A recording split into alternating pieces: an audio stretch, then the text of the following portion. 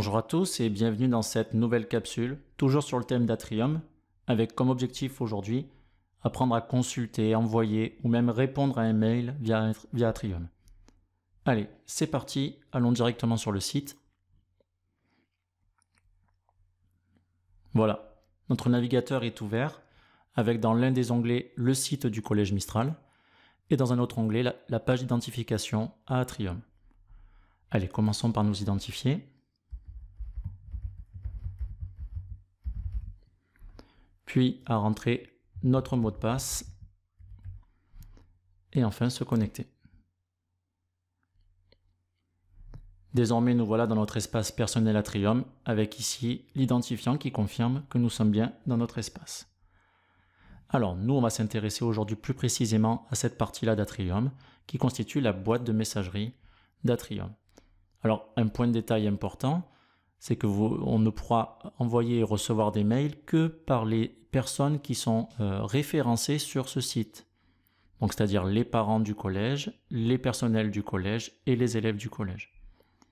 Alors, lorsque j'ai cliqué sur cette petite enveloppe, il y avait un 1 ici. Ce 1 rouge veut dire que nous avons reçu un mail qui n'a pas été encore consulté. En effet, le voici. Donc, si je veux le consulter, ici j'ai l'objet du mail. Donc, l'objet, c'est juste un titre pour résumer le mail. Donc, ici, c'est premier mail. Et la date d'envoi avec l'heure.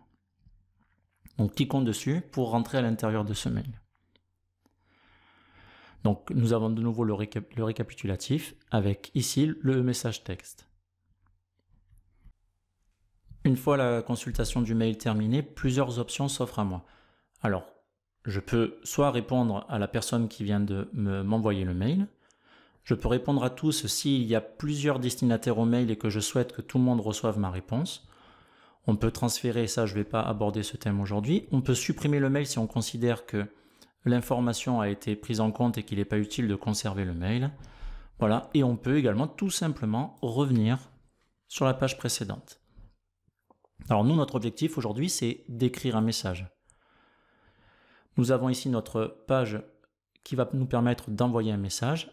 Alors, la première chose à prendre en compte, c'est le destinataire. Alors, supposons que je souhaite l'envoyer à mon prof de mathématiques, Monsieur Fier, et donc je clique dessus. Ensuite, je vais remplir l'objet du message. Alors, l'objet, je vous l'ai dit tout à l'heure, c'est un titre qui va résumer le contenu de mon message. Je ne sais pas, moi, par exemple, problème, point contrôle. Voilà. Une fois que j'ai rentré l'objet, je remplis mon contenu. Bonjour monsieur, je souhaiterais, etc. On ne va pas poursuivre le mail. Voilà, donc on note le contenu du mail sur lequel on va pouvoir ensuite agir. Ça, c'est des petits détails, mais par exemple, si on veut mettre en gras, si je veux souligner, etc., etc. Ça, je vous laisserai tranquillement prendre un petit peu la connaissance de ces petits outils-là. Une fois que le message est terminé, nous l'envoyons. Voilà, on a la confirmation ici que le message a bien été envoyé. Maintenant, si je souhaite non pas l'envoyer à une seule personne ce message, mais si je souhaite l'envoyer à plusieurs personnes. Alors, on va retourner sur écrire un message. Et la façon la plus simple est la suivante. Je vais cliquer sur A ici. Et là, j'arrive sur l'espace où toutes les personnes référencées sur Atrium apparaissent. Alors, ça peut être très long, hein, il peut y avoir 500, 600 personnes. En fait, il y en a 2017 parce qu'il y a toute la cité scolaire avec le collège, lycée, les classes préparatoires et les personnels administratifs, évidemment. Alors, moi, mon objectif, c'est de l'envoyer, par exemple, à tous les profs d'une classe. Je vais aller choisir dans Profil les enseignants et je vais actualiser ma recherche. Désormais, seuls les enseignants du collège Frédéric Mistral apparaissent.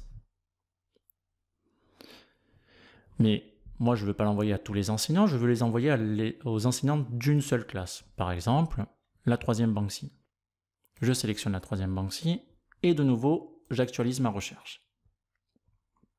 Voilà, désormais, seuls les enseignants de 3e Banksy apparaissent.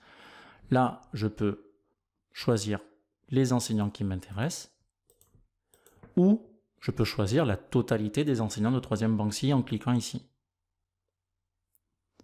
Voilà, moi ce qui m'intéresse, c'est de l'envoyer à l'ensemble des enseignants de 3e banque psy. Alors une fois qu'on a cliqué, c'est pas terminé, il va falloir ajouter la sélection.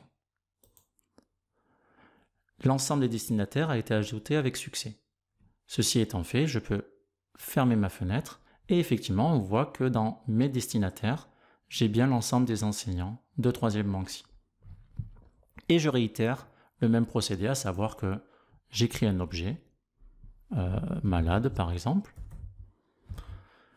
et là vous pouvez, bonjour, je vous informe que je serai malade un jour.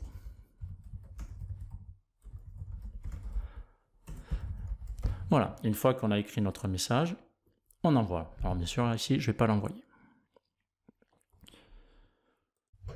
Voilà, ce tutoriel est désormais terminé. J'espère que tu sauras désormais consulter ou envoyer des mails convenablement. Encore une fois, n'hésite pas à laisser tes questions en commentaire et je te dis à très vite.